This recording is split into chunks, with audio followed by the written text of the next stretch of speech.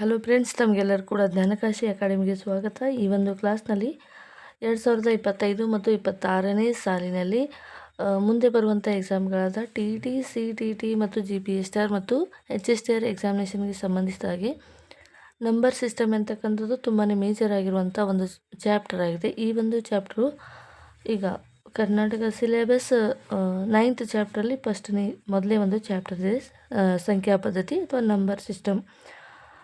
ಇದರಿಂದ ನಾವು ಈ ಒಂದು ಚಾಪ್ಟರ್ನ ನಾವು ಈ ಒಂದು ಎಕ್ಸಾಮ್ನ ಬೇಸ್ ಮೇಲೆ ಡಿಸ್ಕಸ್ ಮಾಡ್ತಾ ಇದ್ದೀವಿ. ಇದು ಮೊದಲನೇ ಕ್ಲಾಸ್ ಆಗಿದೆ. ನೋಟಿಫಿಕೇಷನ್ ಆದ ನಂತರ ಓದೋಕ್ಕಿಂತ ಮುಂಚೆ ಇವಾಗಲಿಂದನೇ ನಾವು ಸ್ಟಾರ್ಟ್ ಮಾಡಿದರೆ ಸಿಲೆಬಸನ್ನು ಕವರ್ ಮಾಡಲಿಕ್ಕೆ ಸ್ಟಾರ್ಟ್ ಆಗುತ್ತೆ. ಹಾಗಾಗಿ ನಮ್ಮ ಜೊತೆಗೆ ನೀವು ಕೂಡ ಸಬ್ಸ್ಕ್ರೈಬ್ ಮಾಡ್ಕೊಂಡು ಚಾನಲನ್ನು ನೋಡ್ತಾ ಬನ್ನಿ. ಈ ಒಂದು ವಿಡಿಯೋದಿಂದ ನಾವು ಸಿರೀಸ್ ವೈಸ್ TET ಮತ್ತು GPA ಸಂಬಂಧಿಸಿದ ಡಿಸ್ಕ್ರಿಪ್ಟಿವ್ ಮತ್ತು ಮಲ್ಟಿಪಲ್ ಚಾಯ್ಸ್ ಕ್ವೆಶನ್ಗಳನ್ನು ಡಿಸ್ಕಸ್ ಮಾಡ್ತಾ ಬರ್ತೀವಿ. ಸೊ ಅದಕ್ಕಾಗಿ ಈ ಚಾನಲ್ಗೆ ನೀವೇನಾದರೂ ಹೊಸಬರಾಗಿದ್ದರೆ ದಯವಿಟ್ಟು ಸಬ್ಸ್ಕ್ರೈಬ್ ಮಾಡ್ಕೊಳ್ಳಿ. ಸಬ್ಸ್ಕ್ರೈಬ್ ಮಾಡದೆ ನೋಡ್ತಾ ಇದ್ದರೆ ದಯವಿಟ್ಟು ಸಬ್ಸ್ಕ್ರೈಬ್ ಮಾಡಿಕೊಂಡು ವಿಡಿಯೋನ ನೋಡಿ.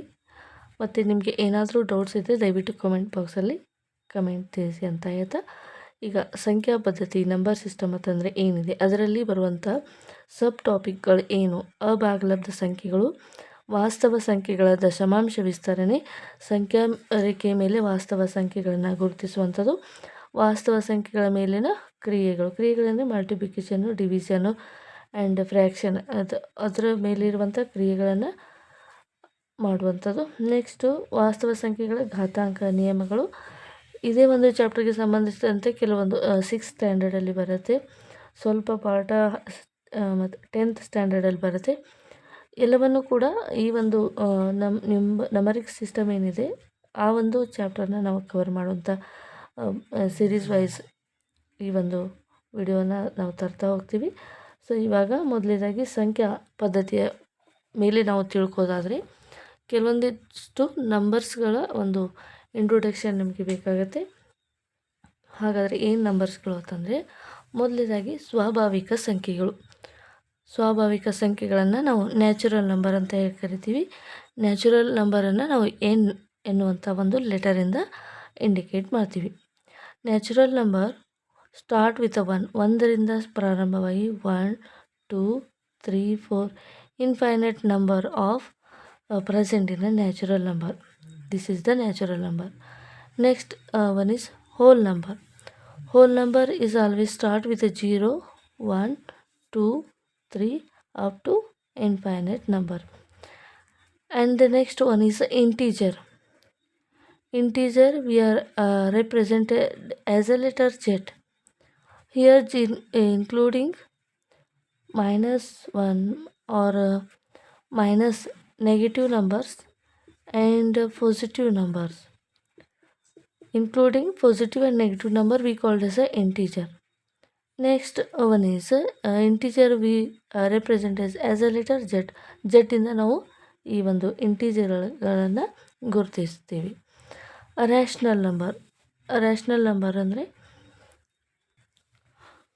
ರ್ಯಾಷನಲ್ ನಂಬರನ್ನು ನಾವು ಭಾಗಲಬ್ಧ ಸಂಖ್ಯೆಗಳನ್ನು Q ಎಂಬ ಲೆಟರಿಂದ ರಿಪ್ರೆಸೆಂಟ್ ಮಾಡ್ತೀವಿ.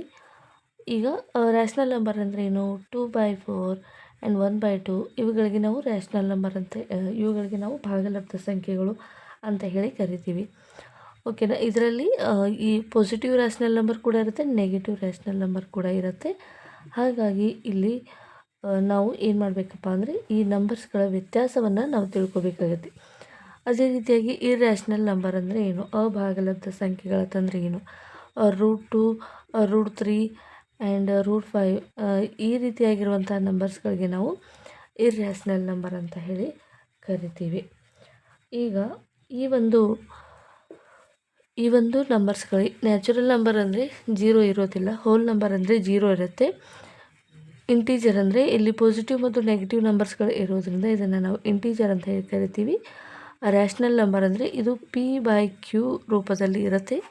Q is not equals to 0.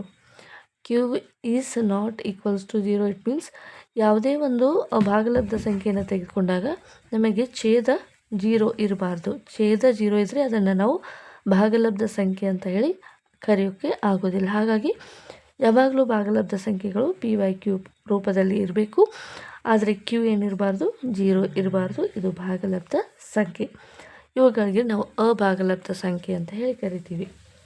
ಇದರ ಬೇಸ್ ಮೇಲೆ ಯಾವ ರೀತಿಯಾಗಿ ಪ್ರಶ್ನೆಗಳು ಬರ್ತವೆ ಅಂತ ಮಲ್ಟಿಪಲ್ ಚಾಯ್ಸ್ ಮತ್ತು ಡಿಸ್ಕ್ರಿಪ್ಟಿವ್ ಟೈಪ್ ಎರಡನ್ನು ಕೂಡ ಡಿಸ್ಕಸ್ ಮಾಡೋಣ. ಪೇಪರ್ 1 ಇಟ್ ಮೀನ್ಸ್ 1ರಿಂದ 5ನೇ ತರಗತಿಯ ಟೀಚರ್ಸ್ ಏನು ರಿಕ್ರೂಟ್ಮೆಂಟ್ ಆಗುತ್ತೆ ಅದರಲ್ಲಿ ಈ ರೀತಿಯಾಗಿ ಬೇಸಿಕ್ ಆಗಿರುವಂಥ ಕ್ವಶನ್ಗಳನ್ನು ಕೇಳ್ತಾರೆ. ಸೊ ಇದಕ್ಕೆ ಸಂಬಂಧಿಸಿದ ಹಾಗೆ 2 ಅಂಕದ್ದು 3 ಅಂಕದ್ದು ಇದಕ್ಕೆ ಸಂಬಂಧಿಸಿದ ಹೈಯರ್ ಕ್ವಶನ್ಸ್ಗಳೇನು ಮಾಡ್ತಾರೆ 6 to 8 ಕೇಳ್ತಾರೆ. ಹಾಗಾಗಿ ಎಲ್ಲವನ್ನು ಕೂಡ ನಾವು ಒಂದೇ ವಿಡಿಯೋದಲ್ಲಿ ಕವರ್ ಮಾಡುವಂಥ ಪ್ರಯತ್ನವನ್ನು ಮಾಡೋಣ. ಮೊದಲಿಗೆ ಸಿಂಪಲ್ ಕ್ವಶನ್ಸ್ಗಳಿಂದ ನಾವು ನೋಡ್ತಾ ಹೋಗೋಣ. ಮೊದಲನೇ ಪ್ರಶ್ನೆ ಏನಪ್ಪ ಅಂದರೆ 1 ಮತ್ತು 2ರ ನಡುವಿನ 5 ಭಾಗಲಬ್ಧ ಸಂಖ್ಯೆಗಳನ್ನು ಕಂಡುಹಿಡಿಯಿರಿ ಅಂತಕ್ಕಂಥ ಪ್ರಶ್ನೆ ಇದೆ. ಇವಾಗ ನಮಗೆ 1ರ ನಂತರ 2 ಬರುತ್ತೆ ಅಂತ ಗೊತ್ತಿದೆ. ಇದರಲ್ಲಿ ಹಲವಾರು ಡೆಸಿಮಲ್ ಪಾಯಿಂಟ್ಗಳು ಬರ್ತವೆ. 1.1, 1.2, 1.3 ಇದೇ ರೀತಿಯಾಗಿ 1.9 ಆದ ನಂತರ ಏನು ಬರುತ್ತೆ 2 ಬರುತ್ತೆ. ನಮಗೆ ದಶಮಾಂಶ ಸಂಖ್ಯೆಗಳನ್ನು ಇಲ್ಲಿ ಭಾಗಲಬ್ಧ ಸಂಖ್ಯೆಗಳನ್ನು ಕೇಳಿದ್ದಾರೆ. ಓಕೆ, ಯಾವ ರೀತಿಯಾಗಿ ನಾವು ಯಾವುದೇ ನಂಬರ್ ಇರಲಿ ಆ ಯಾವುದೇ ನಂಬರ್ಗಳ ನಡುವಿನ ಭಾಗಲಬ್ಧ ಸಂಖ್ಯೆಯನ್ನು ಕಂಡುಹಿಡಬೇಕಾದ್ರೆ ನಮಗೆ ಒಂದು ಸೂತ್ರ ಇದೆ. ಭಾಗಲಬ್ಧ ಸಂಖ್ಯೆ = ಮೊದಲನೇ ಸಂಖ್ಯೆ ಪ್ಲಸ್ ಎರಡನೇ ಸಂಖ್ಯೆ first number and second number. ಇಲ್ಲಿ ಎಷ್ಟು ಸಂಖ್ಯೆಗಳಿರ್ತವೆ 1 ಮತ್ತು 2 ಸಂಖ್ಯೆಗಳಿದ್ದಾವೆ, 2ರಿಂದ ಭಾಗಿಸಬೇಕು. ಇದು ಸೂತ್ರ. ಯಾವುದೇ ನಂಬರ್ ಇರಲಿ ಆ 2 ಸಂಖ್ಯೆಗಳ ನಡುವಿನ ಮಧ್ಯ ಬಿಂದುಗಳನ್ನು ಕಂಡುಹಿಡಬೇಕಾದ್ರೆ ಕೊಟ್ಟಿರುವಂಥ 2 ಸಂಖ್ಯೆಗಳನ್ನು ಕೂಡಿಸಿ 2ರಿಂದ ಭಾಗಿಸಬೇಕು. ಸೊ ಈಗ ಮೊದಲನೇ ಸಂಖ್ಯೆ ಏನಿದೆ 1 ಇದೆ, ಎರಡನೇ ಸಂಖ್ಯೆ ಏನಿದೆ 2 ಇದೆ. ಎಷ್ಟು ಸಂಖ್ಯೆಗಳು 2 ಸಂಖ್ಯೆಗಳು ಡಿವೈಡೆಡ್ ಬೈ 2. 1 + 2 ಅಂದಾಗ 3/2. ಈಗ 1 ಮತ್ತು 2ರ ಮಧ್ಯದಲ್ಲಿರುವಂಥ ಸಂಖ್ಯೆ 3/2. ಈಗ ಒಂದು ಭಾಗಲಬ್ಧ ಸಿಕ್ಕಿತು ನಮಗೆ. ಇದರ ನಂತರ ಯಾವ ರೀತಿಯಾಗಿ ಭಾಗಲಬ್ಧ ಸಂಖ್ಯೆಗಳನ್ನ ಕಂಡುಹಿಡಬೇಕು. ಈಗ ಈ ಒಂದು ಸಂಖ್ಯೆ ಮತ್ತು ಈ ಒಂದು ಸಂಖ್ಯೆ, ಈ 2 ಸಂಖ್ಯೆಗಳ ನಡುವಿನ ಭಾಗಲಬ್ಧ ಸಂಖ್ಯೆಯನ್ನು ನಾವೀಗ ಕಂಡುಹಿಡಿಯೋಣ. ಮೊದಲನೇ ಸಂಖ್ಯೆ 1, ಎರಡನೇ ಸಂಖ್ಯೆ 3/2. ಎಷ್ಟು ನಂಬರ್ಸ್ ಇದ್ದಾವೆ 2 ನಂಬರ್ಸ್ ಇದ್ದಾವೆ. ಈಗ 2 ಬಂದರೆ 2 ಪ್ಲಸ್ 3 ಅಂದಾಗ 5/2 ಆಯಿತು. ಈ 2 ಕೆಳಗಡೆ ಬಂದಾಗ ಏನಾಗುತ್ತೆ ಅಂದರೆ ಅದು ಮಲ್ಟಿಪ್ಲಿಕೇಶನ್ ಆಗುತ್ತೆ 5/4. ಈ 2 ಸಂಖ್ಯೆಗಳ ಮಧ್ಯಬಿಂದು ಎಂತಕ್ಕಂಥದ್ದು 5/4 ಆಗುತ್ತೆ. ನಂತರ ನಾವೀಗ ಮತ್ತೆ ಏನು ಮಾಡ್ಬೋದಪ್ಪ ಅಂದರೆ 1 ಮತ್ತು 5/4 ಈ 2 ಸಂಖ್ಯೆಗಳ ಮಧ್ಯಬಿಂದುವನ್ನು ಕಂಡುಹಿಡ್ಕೋಬೋದು. ಸೊ ನೋಡಿ, ಇವಾಗ 1 ಮತ್ತು 2ರ ಮಧ್ಯಬಿಂದು ಏನಾಗಿತ್ತು 3/2 ಆಗಿತ್ತು.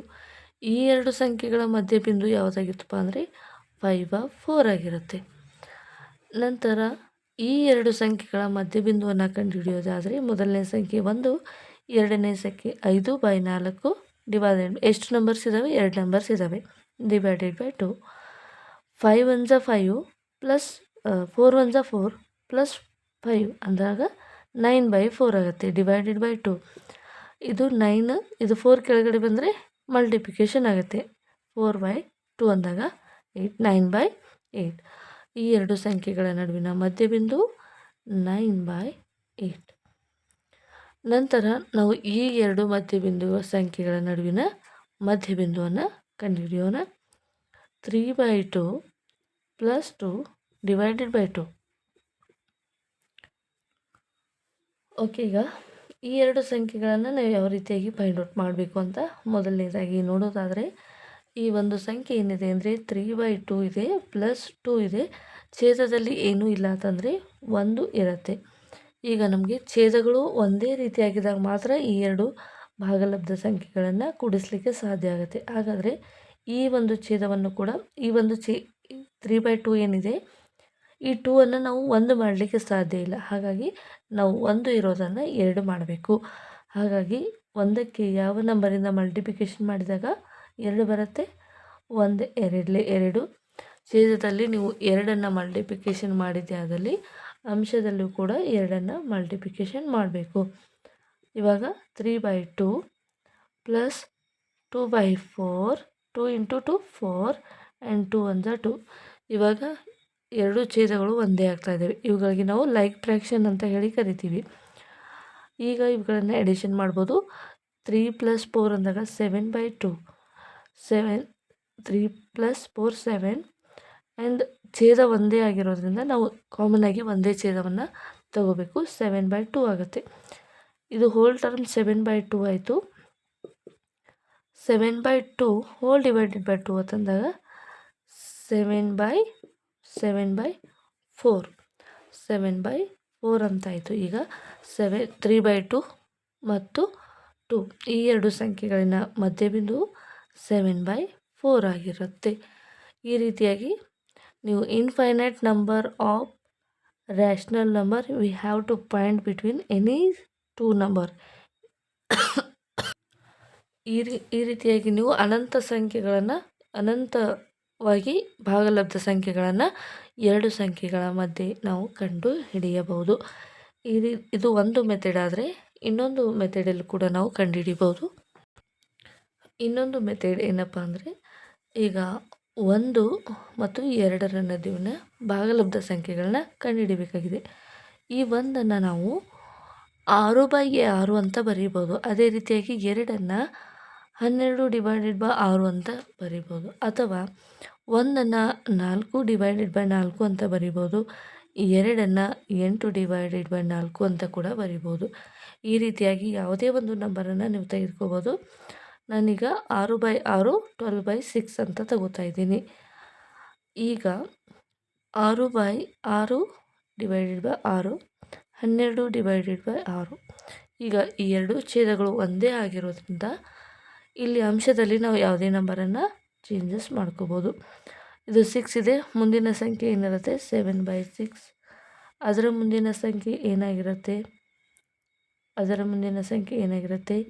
8/6 ಆಗಿರುತ್ತೆ. ಅದರ ಮುಂದಿನ ಸಂಖ್ಯೆ 9/6 ಆಗಿರುತ್ತೆ. ಅದರ ಮುಂದಿನ ಸಂಖ್ಯೆ 10/6 ಆಗಿರುತ್ತೆ. ಅದರ ಮುಂದಿನ ಸಂಖ್ಯೆ 11/6. ಇದು again last we get 12/6. These are the in between 5 rational number. ಹೀಗೂ ಕೂಡ ನಾವು ಕಂಡು ಹಿಡಿಯಬಹುದು. ನಿಮಗೆ ಯಾವ ಒಂದು ಮೆಥಡ್ ಈಸಿ ಆಗುತ್ತೆ ಆ ಒಂದು ಮೆಥಡನ್ನು ನೀವು ಅಪ್ಲೈ ಮಾಡಿ ಪ್ರಾಕ್ಟೀಸ್ ಮಾಡಿ. ನಾವು ಟೆಕ್ಸ್ಟ್ ಬುಕ್ಕನ್ನು ಓದ್ತಾ ಮಧ್ಯದಲ್ಲಿ ಕೆಲವೊಂದು ಇಂಪಾರ್ಟೆಂಟ್ ಪ್ರಶ್ನೆಗಳನ್ನು ಗಮನಿಸಬೇಕಾಗ್ತದೆ. ಈ ರೀತಿಯಾಗಿ ಮಲ್ಟಿಪಲ್ ಚಾಯ್ಸ್ ಕ್ವಶನಲ್ಲಿ ಅಥವಾ ಫಿಲ್ ಇನ್ ದ ಬ್ಲ್ಯಾಂಕ್ಸ್ ಕ್ವಶನ್ಗಳಲ್ಲಿ ಕೇಳ್ಬೋದು. ಯಾವುದೇ ಎರಡು ದತ್ತ ಭಾಗಲಬ್ಧ ಸಂಖ್ಯೆಗಳ ನಡುವೆ ಅಪರಿಮಿತ ಭಾಗಲಬ್ಧ ಸಂಖ್ಯೆಗಳಿರ್ತವೆ. ಏನು ಪ್ರಶ್ನೆ ಕೊಡ್ತಾರಪ್ಪ ಅಂದರೆ, ಯಾವುದೇ ಎರಡು ದತ್ತ ಭಾಗಲಬ್ಧ ಸಂಖ್ಯೆಗಳ ನಡುವೆ ಡ್ಯಾಶ್ ಭಾಗಲಬ್ಧ ಸಂಖ್ಯೆಗಳಿರ್ತವೆ. ಪರಿಮಿತ, ಅಪರಿಮಿತ, ಅನಂತ, ಪರಿಮಿತ, ಅಪರಿಮಿತ, 1 2 ಈ ರೀತಿಯಾಗಿ ಆಪ್ಷನ್ಸ್ಗಳನ್ನು ಕೊಟ್ಟು ನಿಮಗೆ ಪ್ರಶ್ನೆಗಳನ್ನು ಕೇಳಬಹುದು. ಓಕೆ, ಇದು ಈ ಕೊಟ್ಟಿರುವಂಥ ದತ್ತ ಎರಡು ಸಂಖ್ಯೆಗಳ ನಡುವೆ ಬರುವಂಥ ಸಂಖ್ಯೆಗಳನ್ನು ಯಾವ ರೀತಿಯಾಗಿ ಫೈಂಡ್ ಔಟ್ ಮಾಡೋದು ಅಂತಾಯಿತು. ನೆಕ್ಸ್ಟ್ ಕಾನ್ಸೆಪ್ಟ್ ಏನಿದೆ ಅಂತ ನಾವು ನೋಡೋದಾದರೆ ಅಭಾಗಲಬ್ಧ ಸಂಖ್ಯೆ. ಓಕೆ, ಈ ರೀತಿಯಾಗಿ ಪ್ರಶ್ನೆಗಳಿದ್ದಾವೆ. ಅಭ್ಯಾಸ 1.1 0 ಒಂದು ಭಾಗಲಬ್ಧ ಸಂಖ್ಯೆ ಎ ಅಂತ ಇದೆ. 0 ಒಂದು ಭಾಗಲಬ್ಧ ಸಂಖ್ಯೆ ಎ ಅಂತ ಇದೆ. ಸೊ ಇದನ್ನು ನಾವು 0ಯನ್ನು ಯಾವ ರೀತಿಯಾಗಿ ಬರಿಬೋದು? ಇದು ಭಾಗಲಬ್ಧ ಸಂಖ್ಯೆನಾ ಅಂತ ಪ್ರಶ್ನೆ ಇದೆ. ಇಲ್ಲಿ ನೆಕ್ಸ್ಟ್ ಏನಿದೆ, 3 ಮತ್ತು 4ರ ನಡುವಿನ 6 ಭಾಗಲಬ್ಧ ಸಂಖ್ಯೆಗಳನ್ನು ಕಂಡುಹಿಡಿಯಿರಿ. ಆಗಲೇ ನಾವು ಡಿಸ್ಕಸ್ ಮಾಡಿದಾಗೆ 3 + 4 / 2 ಇವು ಎರಡು ಸಂಖ್ಯೆಗಳ ಮಧ್ಯಬಿಂದು ಸಿಗತ್ತೆ. ನಂತರ ಈ ಒಂದು ಸಂಖ್ಯೆಗಳು ಸಿಕ್ಕಾಗ ಆ ಮಧ್ಯಬಿಂದು ಮತ್ತು 3ರಿಂದ +2 ಮತ್ತು /2 ಮಾಡಿದಾಗ ನಮಗೆ ಮಧ್ಯಬಿಂದು infinite number of rational numbers we have to find out. And next one, this is also same procedure here. ಏನು ಪ್ರಶ್ನೆ ಇದೆ? ಈ ರೀತಿಯಾದ ಪ್ರಶ್ನೆಗಳನ್ನು ಕೇಳ್ತಾರೆ. ಪ್ರತಿಯೊಂದು ಸ್ವಾಭಾವಿಕ ಸಂಖ್ಯೆಯು ಒಂದು ಪೂರ್ಣ ಸಂಖ್ಯೆ ಆಗಿರುತ್ತದೆ. ಸರಿಯಾಗಿರುತ್ತೆ. ಓಕೆ, ಪೂರ್ಣ ಸಂಖ್ಯೆಗಳಲ್ಲಿ ಸ್ವಾಭಾವಿಕ ಸಂಖ್ಯೆಗಳನ್ನು ಕೂಡ ಒಳಗೊಂಡಿರುತ್ತೆ, ಹಾಗಾಗಿ ಸರಿಯಾಗಿದೆ. ನೆಕ್ಸ್ಟ್ ಏನಪ್ಪ ಅಂದರೆ ಪ್ರತಿಯೊಂದು ಪೂರ್ಣಾಂಕವು ಒಂದು ಪೂರ್ಣ ಸಂಖ್ಯೆ ಆಗಿರುತ್ತೆ. ಪೂರ್ಣಾಂಕ ಅಂತಂದರೆ ಏನು? ಮೈನಸ್ ಇಂಟಿಜರ್ಸ್ ಅಂತ ಹೇಳಿ ಕರಿತೀವಿ. ಪೂರ್ಣ ಅಂದರೆ ಇದು ಹೋಲ್ ನಂಬರ್. ಪೂರ್ಣಾಂಕ ಇಟ್ ಮೀನ್ಸ್ ಇಂಟಿಜರ್. ಪ್ರತಿಯೊಂದು ಪೂರ್ಣಾಂಕವು ಪೂರ್ಣ ಸಂಖ್ಯೆ ಆಗಿರಲಿಕ್ಕೆ ಸಾಧ್ಯ ಇಲ್ಲ, ಹೌದಲ್ವಾ? ಆ್ಯಂಡ್ ಥರ್ಡ್ ಒನ್, ಪ್ರತಿಯೊಂದು ಭಾಗಲಬ್ಧ ಸಂಖ್ಯೆಯು ಪೂರ್ಣ ಸಂಖ್ಯೆ ಆಗಿರುತ್ತದೆ. ಕೆಲವೊಂದಿಷ್ಟು ಆಗ್ಬೋದು ಪೂರ್ಣ ಸಂಖ್ಯೆ ಅಂತ, ಪ್ರತಿಯೊಂದು ಭಾಗಲಬ್ಧ ಸಂಖ್ಯೆ ಕೂಡ ಪೂರ್ಣ ಸಂಖ್ಯೆ ಆಗಲಿಕ್ಕೆ ಸಾಧ್ಯ ಇಲ್ಲ. ಕೆಲವೊಂದು ಭಾಗಲಬ್ಧ ಸಂಖ್ಯೆಗಳು ಏನು ಬರ್ತಾವಪ್ಪ ಅಂದರೆ ದಶಮಾಂಶ ರೂಪದಲ್ಲಿ ಇರೋದರಿಂದ ಇದು ಪೂರ್ಣ ಸಂಖ್ಯೆ ಆಗಿರೋದಿಲ್ಲ. ನೆಕ್ಸ್ಟ್ ಕಾನ್ಸೆಪ್ಟ್ ಏನಪ್ಪ ಅಂದರೆ ಅಭಾಗಲಬ್ಧ ಸಂಖ್ಯೆಗಳು. ಅಭಾಗಲಬ್ಧ ಸಂಖ್ಯೆಯನ್ನು ಮೊದಲಿಗೆ ಪೈಥಾಗೋರಸ್ ಅವರು ಇದನ್ನು ಪರಿಚಯಿಸ್ತಾರೆ. ಪೈಥಾಗೋರಸ್ ಅವರು ಈ ಒಂದು ಲಂಬಕೋನ ತ್ರಿಭುಜದ ಮೇಲೆ ಈ ಒಂದು ಕಾನ್ಸೆಪ್ಟನ್ನು ಜಗತ್ತಿಗೆ ಪರಿಚಯ ಮಾಡಿದವರಂಥವು. ಓಕೆ, P/Q ಅಭಾಗಲಬ್ಧ ಸಂಖ್ಯೆ ಅಂದರೆ ಏನು?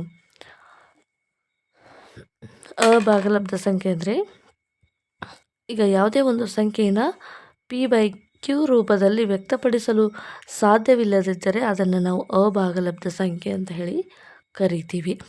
ಈ P ಮತ್ತು Qಗಳು ಯಾವಾಗಲೂ ಏನಿರುತ್ತೆ ಅಂದರೆ ಯಾವುದೇ ಒಂದು ಇಂಟಿಜರ್ ಆಗಿರುತ್ತೆ.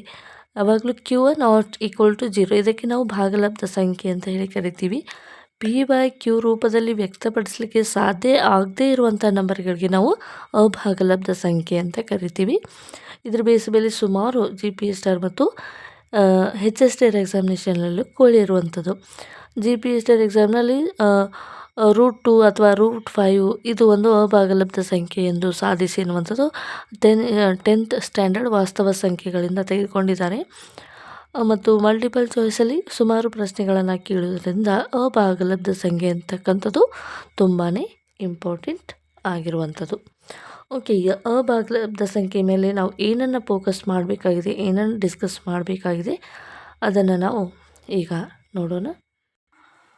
ಓಕೆ, ಈಗ ಭಾಗಲಬ್ಧ ಸಂಖ್ಯೆಗೆ ಸಂಬಂಧಿಸಿದಾಗೆ ಕೆಲವೊಂದು ಬೇಸಿಕ್ ಟರ್ಮ್ಸ್ಗಳನ್ನು ನಾವು ಮೊದಲಿಗೆ ತಿಳ್ಕೊಬೇಕಾಗಿರುತ್ತೆ. ಏನದು ಬೇಸಿಕ್ ಟರ್ಮ್ಸ್ ಅಂದರೆ ಈಗ ಒಂದು ಸಂಖ್ಯಾ ರೇಖೆ ಏನಂತ ನಿಮಗೆ ಗೊತ್ತಿರುತ್ತೆ. ಸಂಖ್ಯಾ ರೇಖೆ ಅಂದರೆ ಹಾರಿಜೆಂಟಲ್ ಆಗಿರುವಂಥ ಒಂದು ಸ್ಕೇಲ್ ಅಥವಾ ಇದಕ್ಕೆ ನಾವು ಸಂಖ್ಯಾ ರೇಖೆ ಅಂತ ಹೇಳಿ ಕರಿತೀವಿ.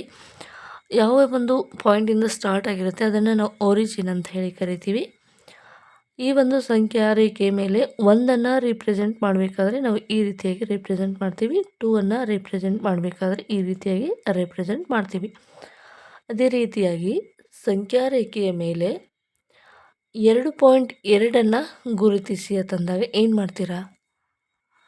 ಏನು ಮಾಡಬೇಕಪ್ಪ ಅಂದರೆ ಈಗ 1 ಸೆಂಟಿಮೀಟ್ರಲ್ಲಿ ನಮಗೆ 10 ಚಿಕ್ಕದಾಗಿರುವಂಥ ಭಾಗಗಳಿರ್ತವೆ, ಹೌದಾ? ಆ 10 ಚಿಕ್ಕ ಭಾಗಗಳನ್ನು ನಾವು ಒಂದು ಪಾಯಿಂಟಾಗಿ ಕನ್ಸಿಡರ್ ಮಾಡ್ತೀವಿ. ಹಾಗಾಗಿ 2ರ ನಂತರ 2 ಗೆರೆಗಳನ್ನು ನೋಡಿದಾಗ ಇದು 2.1 ಆಗುತ್ತೆ, ಇದು 2.2, ಇದು 2.2 ಅಂತ ಆಗುತ್ತೆ. ಹಾಗಾಗಿ 1.7ಅನ್ನು ಎಲ್ಲಿ ನೀವು ರಿಪ್ರೆಸೆಂಟ್ ಮಾಡ್ತೀರಿ? ಇವಾಗ 1, 2, 3, 4, 5 ಸ್ವಲ್ಪ ದೊಡ್ಡದಾಗಿರುತ್ತೆ, 6, 7. ಇವಾಗ 1.7 ಎಲ್ಲಿಪ್ಪ ಅಂದರೆ ಈ ರೀತಿಯಾಗಿ ನೀವು ರಿಪ್ರೆಸೆಂಟ್ ಮಾಡ್ತೀರಿ.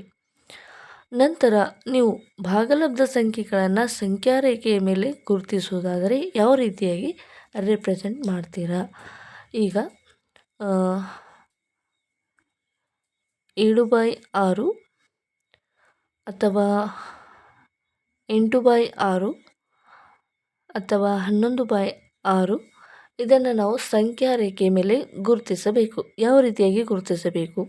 ಈಗ ಒಂದು ರೇಖೆಯನ್ನು ಕನ್ಸಿಡರ್ ಮಾಡೋಣ.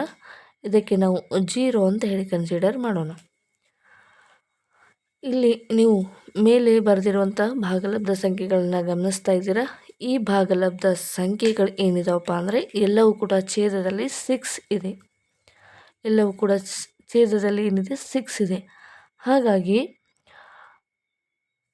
ಟೋಟಲಾಗಿ ನಾನು 0ದಿಂದ 1ರವರೆಗೆ 6 ಭಾಗಗಳನ್ನು ಮಾಡ್ತೀನಿ. ಈಗ 1, 2, 3, 4, 5 6 6ನೇ ಭಾಗಕ್ಕೆ ನಾನು 1 ಅಂತ ಗುರುತಿಸ್ತೀನಿ. ಅದೇ ರೀತಿಯಾಗಿ ಪ್ರತಿ ಒಂದು unit is equal to 6 digit. We consider 1 unit, we consider 6 digit because ಎಲ್ಲದರಲ್ಲೂ ಛೇದದಲ್ಲೂ ಕೂಡ ಎಲ್ಲ ಛೇದದಲ್ಲೂ ಕೂಡ 6 ಇರೋದ್ರಿಂದ ನಾನು 0ದಿಂದ 1ರವರೆಗೆ 6 ಭಾಗಗಳನ್ನು ತೆಗೆದುಕೋತೀನಿ. ಅದೇ ರೀತಿಯಾಗಿ 1ರಿಂದ 2ರವರೆಗೆ 1 2 3 4 5 6 ಇದನ್ನು ನಾನು 2 ಅಂತ ಗುರುತಿಸ್ತೀನಿ. ನಂತರ ಅದೇ ರೀತಿಯಾಗಿ 1 2 3 4 5 6 ಇಲ್ಲಿ 3ಅನ್ನು ಗುರುತಿಸ್ತೀನಿ. ಓಕೆ, ಇವಾಗ ಎಲ್ಲ ಛೇದದಲ್ಲಿ ಏನಿದೆ 6 ಇದೆ. ಹಾಗಾಗಿ 1 unit is equal to 6 part. ನಾವೀಗ 7/6 ರೆಪ್ರೆಸೆಂಟ್ ಮಾಡಬೇಕು. ಎಲ್ಲಿ ಸಿಗತ್ತೆ? ಈಗ ನೋಡಿ, 1 2 3 4 5 6 7 7/6 ನಮಗೆ ಇಲ್ಲಿ ಸಿಗತ್ತೆ. ನಂತರ 8/6 ಎಲ್ಲಿ ಸಿಗತ್ತೆ? 8/6 ಇದು. ನಂತರ 11 9 10 11 11/6. ಈ ರೀತಿಯಾಗಿ ಛೇದಗಳು ಒಂದೇ ಆಗಿದ್ದಾಗ ಈ ರೀತಿಯಾಗಿರುವಂಥ ಭಾಗಲಬ್ಧ ಸಂಖ್ಯೆಗಳನ್ನು ನಾವು ಸಂಖ್ಯಾ ರೇಖೆಯ ಮೇಲೆ ಗುರುತಿಸಬಹುದು. ಛೇದದಲ್ಲಿ ಯಾವ ನಂಬರ್ ಇರುತ್ತೆ ಅಷ್ಟು ಭಾಗ ನಾವಿಲ್ಲಿ ಮಾಡ್ಕೋಬೇಕಾಗತ್ತೆ. ಈ ರೀತಿಯಾಗಿ ಭಾಗಲಬ್ಧ ಸಂಖ್ಯೆಗಳನ್ನು ನಾವು ಸಂಖ್ಯಾ ರೇಖೆಯ ಮೇಲೆ ಗುರುತಿಸಬೇಕು. ಈಗ ದಶಮಾಂಶ ಸಂಖ್ಯೆಗಳು ಮತ್ತು ಭಾಗಲಬ್ಧ ಸಂಖ್ಯೆಗಳನ್ನು ಯಾವ ರೀತಿಯಾಗಿ ಸಂಖ್ಯಾ ರೇಖೆಯ ಮೇಲೆ ಗುರುತಿಸೋದು ಅಂತ ಗೊತ್ತಾಯಿತು. ಹಾಗಾದರೆ ಅಭಾಗಲಬ್ಧ ಸಂಖ್ಯೆಗಳನ್ನು ಸಂಖ್ಯಾ ರೇಖೆಯ ಮೇಲೆ ಯಾವ ರೀತಿಯಾಗಿ ನಾವು ಗುರುತಿಸಬೇಕು? ಅಭಾಗಲಬ್ಧ ಸಂಖ್ಯೆ ಅಂದರೆ ಏನು? √3 √2 √5 ಈ ರೀತಿಯಾಗಿರುವಂಥ ಸಂಖ್ಯೆಗಳಿಗೆ ನಾವು ಅಭಾಗಲಬ್ಧ ಸಂಖ್ಯೆ ಅಂತ ಹೇಳಿ ಕರಿತೀವಿ. ಹಾಗಾದರೆ ನಾನೀಗ ಒಂದು ಎಕ್ಸಾಂಪಲ್ ತಗೋತೀನಿ. √2 ಸಂಖ್ಯಾ ರೇಖೆಯ ಮೇಲೆ ಗುರುತಿಸಿ ಅಂದರೆ ಯಾವ ರೀತಿಯಾಗಿ ಮಾಡ್ತೀರಾ? ಈಗ ನೀವು ಒಂದು ಸಂಖ್ಯಾ ರೇಖೆಯನ್ನು ತೆಗೆದುಕೊಳ್ಳಿ. ಸಂಖ್ಯಾ ರೇಖೆಯನ್ನು ತೆಗೆದುಕೊಂಡು ಈಗ ಸ್ಟಾರ್ಟಿಂಗ್ ಪಾಯಿಂಟ್ಗೆ ನಾನು ಒರಿಜಿನ್ ಅಂತ ಹೇಳಿ ಕರಿತೀವಿ. ಅದೇ ರೀತಿಯಾಗಿ ನಾನು y-axis ಕೂಡ ಕನ್ಸಿಡರ್ ಮಾಡ್ತೀನಿ. ಇಲ್ಲಿ y-axis ಕೂಡ ಕನ್ಸಿಡರ್ ಮಾಡ್ತೀನಿ. ಈಗ 1 ಸೆಂಟಿಮೀಟರ್ಗೆ 1 2 ಸೆಂಟಿಮೀಟರ್ 3 ಸೆಂಟಿಮೀಟರ್ 4 ಸೆಂಟಿಮೀಟರ್ 5 ಈ ರೀತಿಯಾಗಿ ಇಲ್ಲೂ ಕೂಡ 1 ಸೆಂಟಿಮೀಟರ್ 2 3 4 ಈ ರೀತಿಯಾಗಿ ನಾನು ಗುರುತಿಸ್ಕೋತೀನಿ. ಇದಕ್ಕೆ ನಾವು x-axis, ಇದು y-axis ಆಗಿರುತ್ತೆ. ಈಗ √2 ನಾವು ಸಂಖ್ಯಾ ರೇಖೆ ಮೇಲೆ ಗುರುತಿಸಬೇಕು. ಯಾವ ರೀತಿಯಾಗಿ ಗುರುತಿಸಬೇಕು? ಮೊದಲಿಗೆ ನಾನು 1 ಸೆಂಟಿಮೀಟರ್ ಏನು ತಗೋತೀನಪ್ಪ ಅಂದರೆ 1 ಸೆಂಟಿಮೀಟರ್ ಈ ರೀತಿಯಾಗಿ ಇದು ಒರಿಜಿನ್ ಆಗಿರುತ್ತೆ. 1 ಸೆಂಟಿಮೀಟರ್ ಈಗ x-axis ತಗೋತೀನಿ. ಅದೇ ರೀತಿಯಾಗಿ y-axis ಕೂಡ ನಾನು 1 ಸೆಂಟಿಮೀಟ್ರನ್ನು ತೆಗೆದುಕೋತೀನಿ. ಈಗ x-axis ಮತ್ತು y-axis ಮೇಲೆ ತೆಗೆದುಕೊಂಡಿರುವಂತಹ ಈ ಪಾಯಿಂಟ್ಸ್ಗಳನ್ನು ನಾನು ಏನು ಮಾಡ್ತೀನಪ್ಪ ಅಂದರೆ ಈ ರೀತಿಯಾಗಿ ಒಂದು ರೈಟ್ ಆ್ಯಂಗಲ್ ಟ್ರಯಾಂಗಲ್ ಆಗಿ ಮಾಡ್ತೀನಿ. ಇದು 1 unit is equal to 1 centimetre ಅಂದಾಗ ಇದು 1 ಸೆಂಟಿಮೀಟರ್ ಅಂತಾಯಿತು. ಅದೇ ರೀತಿಯಾಗಿ y-axis ಕೂಡ ನಾನು 1 ಸೆಂಟಿಮೀಟರ್ ತೆಗೆದುಕೊಂಡಿದ್ದೀನಿ. ಈಗ ಇದು ಒಂದು ರೈಟ್ ಆ್ಯಂಗಲ್ ಟ್ರಯಾಂಗಲ್ ಅಂತ ಕನ್ಸಿಡರ್ ಮಾಡೋಣ. ABC AB ಒಂದು ಇದೆ, ಅದೇ ರೀತಿಯಾಗಿ BC ಕೂಡ ಒಂದಿದೆ. ಈಗ ನಾವು √2 ರೆಪ್ರೆಸೆಂಟ್ ಮಾಡಬೇಕು ಸಂಖ್ಯಾ ರೇಖೆಯ ಮೇಲೆ. ಈಗ ನಿಮಗೆ ಪೈಥಾಗೋರಸ್ ಪ್ರಮೇಯ ಗೊತ್ತಿದೆ. AC² is equal to AB² plus BC². ವಿಕರ್ಣದ ಮೇಲಿನ ವರ್ಗವು ಉಳಿದೆರಡು ಬಾಹುಗಳ ವರ್ಗಗಳ ಮೊತ್ತಕ್ಕೆ ಸಮನಾಗಿರ್ತದೆ ಅಂತಕ್ಕಂಥದ್ದು ಪೈಥಾಗೋರಸ್ ಪ್ರಮೇಯ. ಈಗ ನಾವು AC ಕಂಡುಹಿಡಿಬೇಕಾಗಿದೆ. AC², AB 1² ಇದೆ. ಅದೇ ರೀತಿಯಾಗಿ BC ಕೂಡ 1 ಸೆಂಟಿಮೀಟರ್ ಇರೋದ್ರಿಂದ 1² ಇದೆ. AC is equal to √1² it means 1 and 1² it means 1. AC is equal to root 2 ಅಂತಾಯಿತು. ಓಕೆನಾ? ಇದು ರೂಟ್ 2.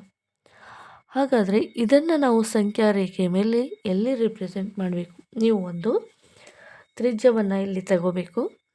ತ್ರಿಜ್ಯವನ್ನು ತೆಗೆದುಕೊಂಡು ಈ ಒಂದು ಇದು ಬೆರಳುಗಳನ್ನು ನೀವು ತ್ರಿಜ್ಯ ಅಂತ ಕನ್ಸಿಡರ್ ಮಾಡಿ. ಈಗ ಈ ಬಿಂದುವಿನ ಮೇಲೆ ಒಂದು ತುದಿಯನ್ನು ಇಟ್ಟು, ಈ ಬಿಂದುವಿನ ಮೇಲೆ ಒಂದು ತುದಿಯನ್ನು ಇಟ್ಟು, ಈ ರೀತಿಯಾಗಿ ನೀವು ಒಂದು ಕಂಸವನ್ನು ರಚನೆ ಮಾಡ್ಕೋಬೇಕು. ಈ ರೀತಿಯಾಗಿ ಒಂದು ಕಂಸವನ್ನು ರಚನೆ ಮಾಡ್ಕೋಬೇಕು. ಇದು ರೂಟ್ 2 ಭಾಗಲಬ್ಧ ಸಂಖ್ಯೆ ಮೇಲೆ ಈ ಒಂದು ಎಕ್ಸ್ ಎಕ್ಸಸ್ ಮೇಲೆ ಈ ಒಂದು ಕಂಸ ಎಲ್ಲಿ ಟಚ್ ಆಗುತ್ತೆ ಆ ಪಾಯಿಂಟ್ಗೆ ನಾವು ರೂಟ್ 2 ಅಂತ ಕರಿತೀವಿ. ನಂತರ ಸಪೋಸ್ ನಮಗೆ ರೂಟ್ 3 ಬೇಕಾದರೆ ಏನು ಮಾಡಬೇಕು? ರೂಟ್ 3 ಬೇಕಾದರೆ ಏನು ಮಾಡಬೇಕು ಅಂತ ನಾವು ನೋಡೋದಾದರೆ, ನಮಗೆ ಈಗ ರೂಟ್ 3ಯನ್ನು ಸಂಖ್ಯಾ ರೇಖೆ ಮೇಲೆ ಗುರುತಿಸಬೇಕಾಗಿದೆ.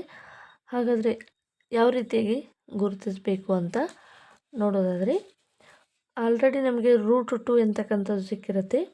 ರೂಟ್ 2 ಏನಾಗಿರುತ್ತೆ? ಸಿಕ್ಕಿರುತ್ತೆ. ಎಲ್ಲಿ ಸಿಕ್ಕಿದೆ? AC = ರೂಟ್ 2 ಅಂತಾಯಿತು. ಇದಕ್ಕಿಂತ ನಾವು ಕಂಸವನ್ನು ರಚನೆ ಮಾಡಿ ರೂಟ್ 2 ಫೈಂಡ್ ಔಟ್ ಮಾಡಿದ್ವಿ. ಇವಾಗ ರೂಟ್ 3 ಬೇಕಾಗಿದೆ. ಸೊ ಈ ಏನು A ಪಾಯಿಂಟ್ ಏನಿದೆ, ಇದರಿಂದ ನಾವು 1 ಸೆಂಟಿಮೀಟ್ರನ್ನು ಈ ರೀತಿಯಾಗಿ ಮೆಜರ್ಮೆಂಟ್ ಮಾಡಬೇಕು. 1 ಸೆಂಟಿಮೀಟರನ್ನು ಈ ರೀತಿಯಾಗಿ ರೆಪ್ರೆಸೆಂಟ್ ಮಾಡ್ಕೋಬೇಕು. ಈ ರೀತಿಯಾಗಿ 1 ಸೆಂಟಿಮೀಟರ್. ಈಗ ಈ ಒಂದು ಪಾಯಿಂಟಿಂದ ಒರಿಜಿನ್ಗೆ ಒಂದು ಸ್ಟ್ರೇಟ್ ಲೈನನ್ನು ಹಾಕೋಬೇಕು. ಇದು ಇಲ್ಲಿ ರೈಟ್ ಆ್ಯಂಗಲ್ ಟ್ರಯಾಂಗಲ್ ಆಯಿತು. ಇದು 1 ಸೆಂಟಿಮೀಟರ್ ಇದೆ, ಇದು ರೂಟ್ 2 ಇದೆ. ನಾವು ಈ ಒಂದು ಪಾಯಿಂಟನ್ನು ಈಗ ಕಂಡುಹಿಡ್ಕೋಬೇಕು. ಇಲ್ಲಿಯೂ ಕೂಡ ನಾವು ಪೈಥಾಗೋರಸ್ ಪ್ರಮೇಯನ ಅಪ್ಲೈ ಮಾಡಿದಾಗ ಇದು AC ಅಂತ ಹೇಳಿ ಅಂದ್ಕೋಣ.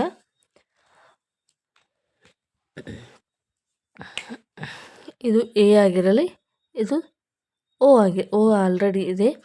ಹಾಗಾದರೆ OA² ಪೈಥಾಗೋರಸ್ ಪ್ರಮೇಯನ ಅಪ್ಲೈ ಮಾಡ್ತಾಯಿದ್ವಿ. ಇದನ್ನು C ಅಂತ ರಿಪ್ರೆಸೆಂಟ್ ಮಾಡೋಣ. AC² plus OC². O is there, C is there. OC² already we have to find the root 2 here. OC². OAಯನ್ನು ಫೈಂಡ್ ಔಟ್ ಮಾಡಬೇಕಾಗಿದೆ. AC ಅಂದರೆ ಎಷ್ಟಿದೆ? 1² ಇದೆ. OA ಅಂದರೆ ಎಷ್ಟಿದೆ? ರೂಟ್ 3² ಇದೆ. ಈಗ ನಾವು OAಯನ್ನು ಫೈಂಡ್ ಔಟ್ ಮಾಡಬೇಕಾದ್ರೆ √1² 1, ರೂಟ್ 2 ಆ್ಯಂಡ್ 2 ಕ್ಯಾನ್ಸಲ್ ಆಗಿ ಇದು 2 ಬರುತ್ತೆ. ಅಂದಾಗ OA ರೂಟ್ 3 ಆಯಿತು. ಇದು ರೂಟ್ 3 ಪಾಯಿಂಟ್.